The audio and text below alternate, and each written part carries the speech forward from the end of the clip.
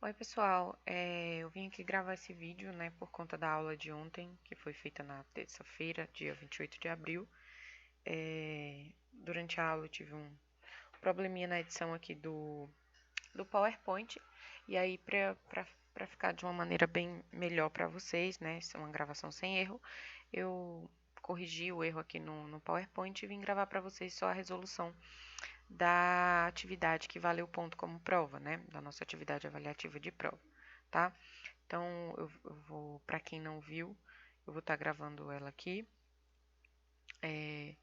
para que vocês vejam onde vocês erraram e possa aí estar corrigindo a prova em casa, tá bom? Qualquer dúvida podem me procurar, se vocês já sabem. Então, vamos lá. A primeira questão da prova, ela falava assim: um astronauta está sendo testado em uma centrífuga. A centrífuga tem um raio de 8 metros e, partindo do repouso, gira de acordo com a equação. Então, ele me dá aqui a equação da posição, né? A função da posição angular, onde t está em segundos e θ, que é a minha posição angular, está em radianos. Para um tempo de 3 segundos, ele pede calcule o módulo da velocidade angular, a velocidade linear, a aceleração tangencial e o módulo da aceleração radial. Então, ele quer que eu calcule essas quatro coisas aqui para um tempo de 3 segundos, né? Então, vamos lá. Na letra A, ele está me pedindo a velocidade angular. A gente sabe que a velocidade angular, ela é representada pela essa letrinha ômega aqui, né? E é isso que ele está me pedindo. E aí, lá no primeiro dia de aula, a gente viu que essa velocidade angular, quando eu conheço a função da posição angular, eu encontro ela derivando essa função da posição aqui, né? Então, derivando essa função, eu consigo encontrar a função da velocidade angular aqui, tá? Então, vamos derivar aí a função, né? A gente vê que a função é de 0,6 vezes o tempo ao quadrado. Derivando isso aqui, eu tenho, lembra sempre que o expoente desce multiplicando, né? Então, vai ficar 0,6 vezes 2 vezes o tempo e o expoente que ficou subtraio de 1, né? Essa regra de derivação. Então, a gente encontra uma derivada aí igual a 1,2 vezes o tempo. Então, posso dizer que a minha velocidade angular é de 1,2 vezes um tempo que eu quiser, né? Então, ela vai variar com o tempo. À medida que o tempo vai mudando, o valor da minha velocidade angular vai mudando também.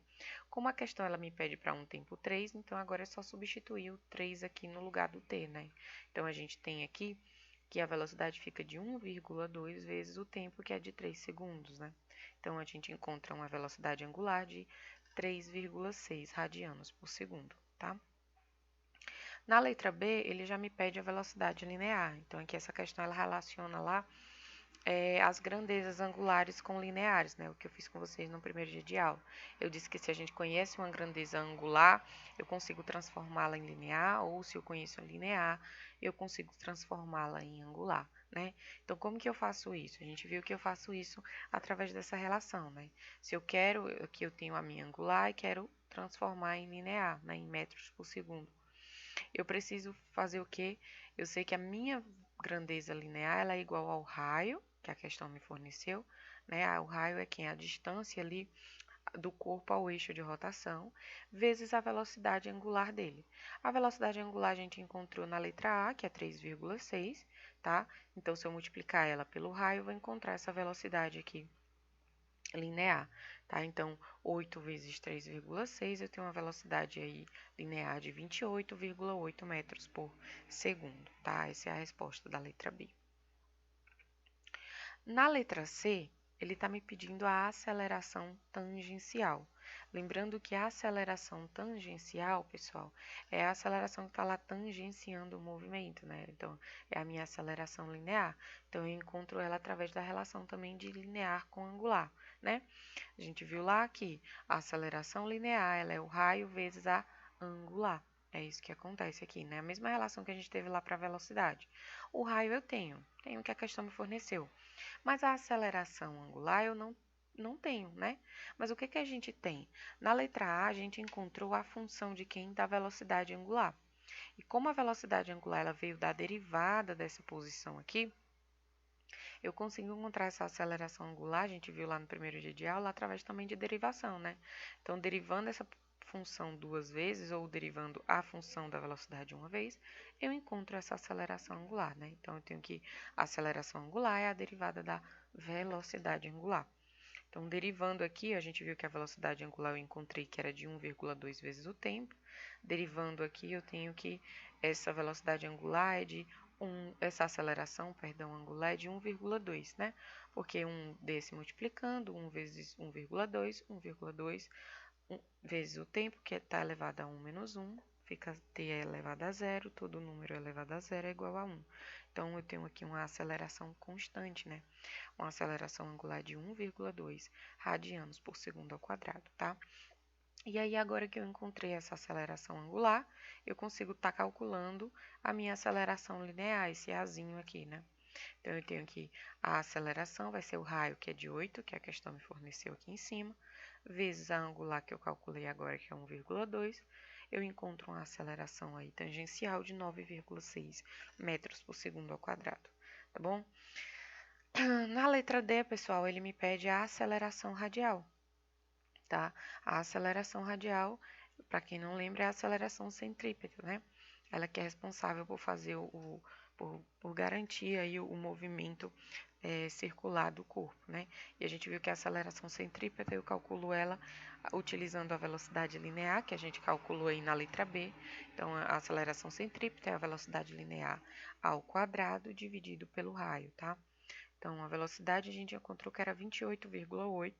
Então, eu posso calcular essa aceleração centrípeta, que é igual a 28,8 ao quadrado, dividido por 2, ou por 8, perdão, por 8 metros, que é o meu raio, tá? A gente vai encontrar uma aceleração centrípeta de 103,7 metros por segundo ao quadrado. Finalizando aí a primeira questão, tá bom? Na segunda questão, pessoal, essa questão foi a questão que mais teve erros, tá? A maioria das avaliações vieram com essa questão errada. Eu acho que por questão de interpretação mesmo da questão. Vejam só, a questão ela fala o seguinte: alguns caminhões utilizam a energia armazenada em um volante que um motor elétrico acelera até uma velocidade de 150 pi radianos por segundo. Então, ele consegue acelerar até essa velocidade aqui, essa é a velocidade máxima dele. Um desses volantes é um cilindro homogêneo, com massa de 350 kg e um raio de 1 metro. Então, ele está me dizendo que um dos volantes é um cilindro homogêneo, né? É um cilindro, é um volante, você está girando esse volante aí. Então, o movimento que ele está realizando é um movimento circular, tá? E aí, ele me fornece a massa desse cilindro e o raio do cilindro, que é de 1 metro. E aí, ele pede na letra A: qual é a energia cinética do volante quando ele está girando com velocidade máxima? Pessoal, energia cinética do volante. O volante está girando, né? Se ele está girando, ele está realizando um movimento circular. Então, a energia cinética dele aí é uma energia cinética de rotação. Não é uma energia cinética de translação, como todo mundo utilizou a equação de energia cinética de translação, tá? Então, para eu calcular aí na letra A, a gente sabe que ele é um cilindro, né? E a energia cinética de rotação, ela é calculada através do momento de inércia, que é esse izinho aí, vezes a velocidade angular dele ao quadrado dividido por 2. Essa é a equação de energia cinética de rotação. Então, veja que para eu calcular a energia cinética que a questão está me pedindo na letra A, eu preciso encontrar quem é o momento de inércia, né? Porque a velocidade angular eu tenho que a questão me forneceu aqui. Então, como é que eu calculo esse momento de inércia, né? O momento de inércia, como ele é um corpo rígido, contínuo, ou seja, ele tem o eixo, seu eixo de rotação passando por ele, eu vou ter que utilizar lá a equaçãozinha da tabela que eu forneci para vocês na atividade, né? Então, vocês viram lá que o momento de inércia para esse caso, ele é calculado através da massa vezes o raio ao quadrado dividido por 2. A massa do cilindro eu tenho que é 350, o raio a gente tem que é de 1 metro, então eu consigo calcular aí esse momento de inércia. Então, o momento de inércia vai ficar 350 vezes 1 ao quadrado dividido por 2. A gente encontra um momento de inércia de 175 kg metro quadrado, tá bom? E aí, agora a gente consegue estar calculando aqui essa energia cinética de rotação. Né? A energia cinética de rotação ela vai ser igual ao momento de inércia que eu calculei, que é de 175, vezes a velocidade angular, que é de 150 π ao quadrado, tudo isso dividido por 2, tá? Quando eu resolvo isso aqui, a gente vai encontrar uma energia cinética de rotação de 19,4 vezes 10 a 6, tá? Era aqui que estava o erro da questão, que eu, na hora de digitar, acho que eu digitei errado, coloquei a vírgula. aqui entre o 1 e o 9. Pode ser assim, professora? 1,94? Pode, mas lembrando que o expoente aqui, né, do 10 ele vai mudar para 7. Então, fica 1,94 vezes 10 a 7, ou 19,4 vezes 10 a 6, tá? Tranquilo. Então, esse é o valor da energia cinética de rotação aqui do corpo. Lembrando que a unidade de energia é Joule. E aí a gente vai para a letra B, que ele diz assim, ó: se o caminhão desenvolve uma potência média de 6 kW, quantos minutos ele pode operar sem que o volante seja novamente acelerado? Aqui nessa letra B, vocês precisam lembrar que um pouquinho que a gente viu lá em Física 1, né? Que a gente viu a definição de potência. A gente viu que potência ela é igual à energia cinética do corpo dividido pelo tempo dele, né?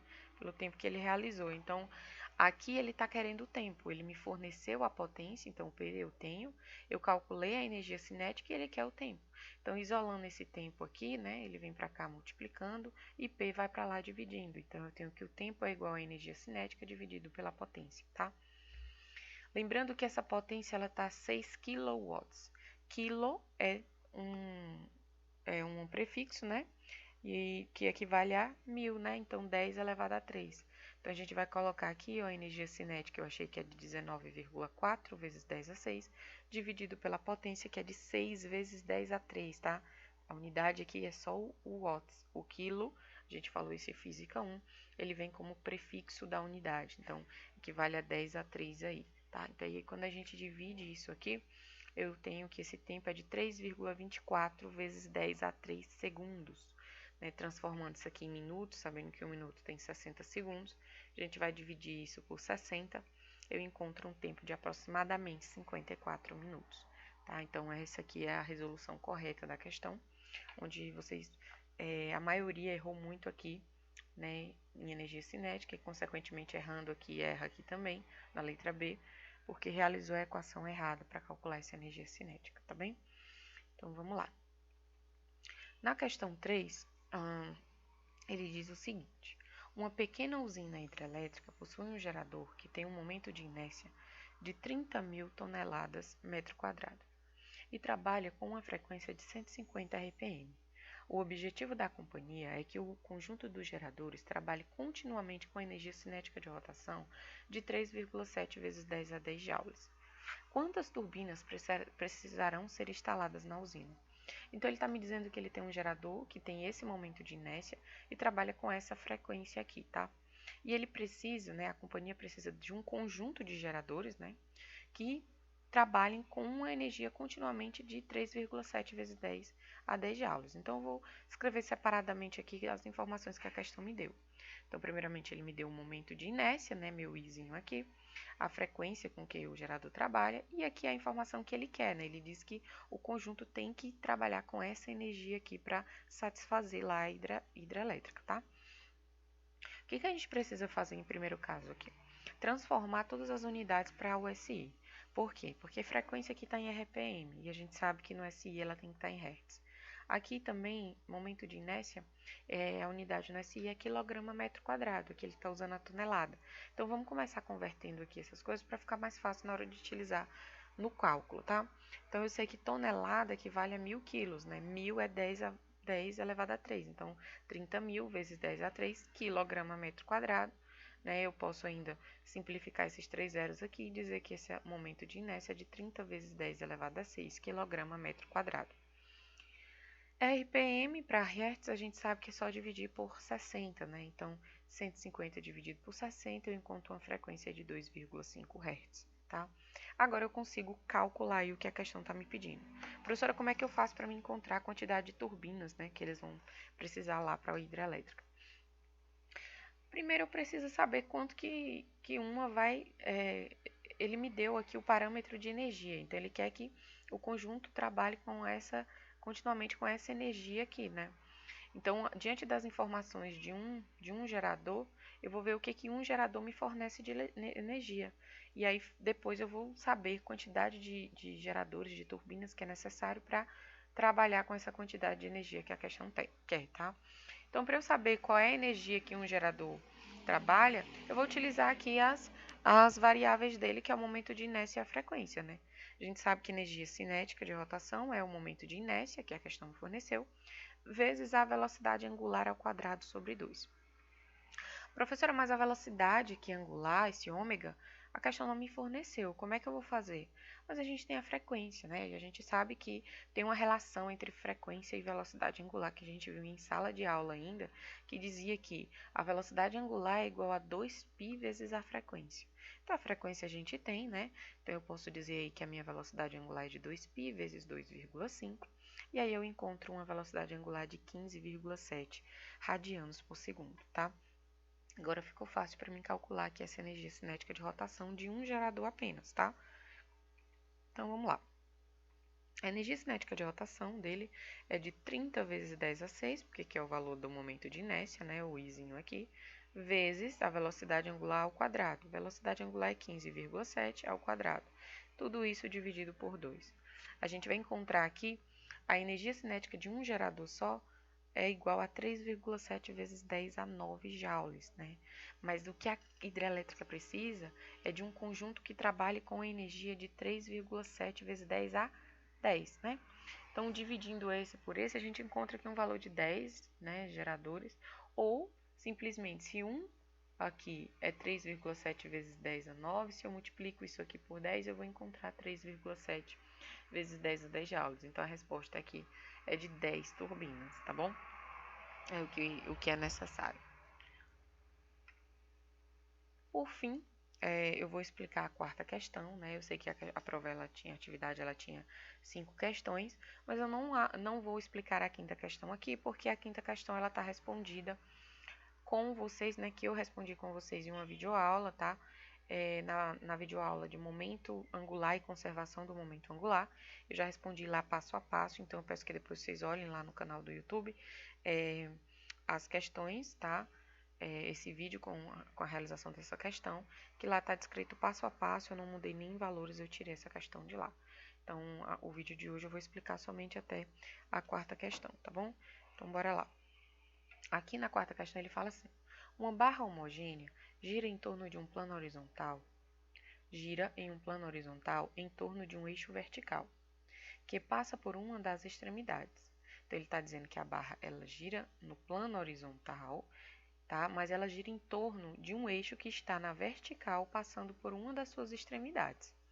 A barra ela tem 6 metros de comprimento, pesa 10 newtons e gira 240 revoluções por minuto. Calcule o momento de inércia da barra em relação ao eixo de rotação e o módulo do momento angular em torno desse eixo. Então, vamos lá pegar aqui o que eu tenho de informação. Primeira questão ela me deu aqui, né? Lembrando que ela está girando em um plano horizontal, tá? Então, ele está aqui, ó, essa barra está na horizontal, mas girando em torno de um eixo que está na vertical, passando por uma das suas extremidades. E aí ele me diz que essa barra tem 6 metros de comprimento, pesa 10 newtons e tem uma frequência aqui de 240 RPM, tá? Calcule quem? Calcule o momento de inércia, meu izinho, ou o momento angular, que é L, tá? A gente viu isso já. Então, para eu calcular o momento de inércia da barra, a gente viu que é uma barra que o eixo de rotação toca o seu corpo. Então, é um eixo, né, um corpo que a gente chama de corpo contínuo, né? Então, aqui, através daquela tabelinha que está lá na atividade, né, uma equação tabelada, a gente viu que esse momento de inércia para esse caso é calculado pela m, que é a massa, vezes L, que é o comprimento da barra ao quadrado, dividido por 3. Professor, e quem é a massa? É 10? Não, 10 newtons, pessoal, é o peso da barra. O que eu quero aqui é massa. Como é que eu vou encontrar essa massa? A gente sabe que peso é igual a massa vezes a aceleração da gravidade. Então, a massa aqui, né, o peso é 10, que é igual a massa, vezes a aceleração da gravidade, que é 9,81. Eu encontro uma massa aqui de 10 dividido por 9,81. Essa massa é de 1,02 quilos, tá? Então, achei a massa, agora eu consigo calcular aqui meu momento de inércia. Então, o momento de inércia é da massa, que é 1,02, que a gente encontrou agora, vezes o comprimento da barra, que é 6 ao quadrado, tudo isso dividido por 3. E aí, a gente encontra o momento de inércia de 12,24 kg metro quadrado. Ainda sai um errinho aqui do quadrado. Esse 2 é metro ao quadrado, tá, pessoal? Então, vamos lá. Depois ele me pede o momento angular, né? A gente sabe que momento angular é o momento de inércia vezes a velocidade angular. O momento de inércia nós acabamos de encontrar. E a velocidade angular, professora, a gente não tem, né? Mas a gente tem quem? A frequência. Então, é a mesma coisa da questão lá anterior. Eu conhecendo a frequência, eu consigo encontrar aqui minha velocidade angular, né? Sabendo que ela é 2π vezes a frequência. Então, eu tenho aqui como encontrar ela, mas lembrando que essa frequência eu preciso utilizar ela em Hertz, né? Ela não está no SI, aqui está em RPM. De RPM para Hertz eu divido por 60, então eu encontro aqui uma frequência de 4 Hz, tá? E aí agora eu consigo calcular aqui essa velocidade, né? Onde essa velocidade angular é de 2π vezes 4, a gente encontra uma velocidade angular de 25,13 radianos por segundo, tá? E aí, como é que eu faço agora para calcular aqui o momento angular? Só é substituir os dois valores que a gente encontrou. Então, a velocidade angular é de 12,24 vezes 25,13, que é a velocidade angular, né? Então, meu momento angular é o momento de inércia vezes a velocidade angular. Eu encontro aqui esse momento angular de 307,6 kg/m² por segundo, tá? Então, aqui é o finalizando o que a questão pedia, tá certo? Lembrando, a quinta questão tá lá no link, disponível tanto no link do YouTube, né, no canal do YouTube da Pitágoras, quanto no AVA de vocês também, tá? Já foi resolvido, é uma questão que fala, é uma aula que fala sobre momento angular e conservação do momento angular. A quinta questão tá resolvida lá, tá bom? No mais, eu agradeço a atenção de vocês, qualquer coisa eu tô aqui à disposição.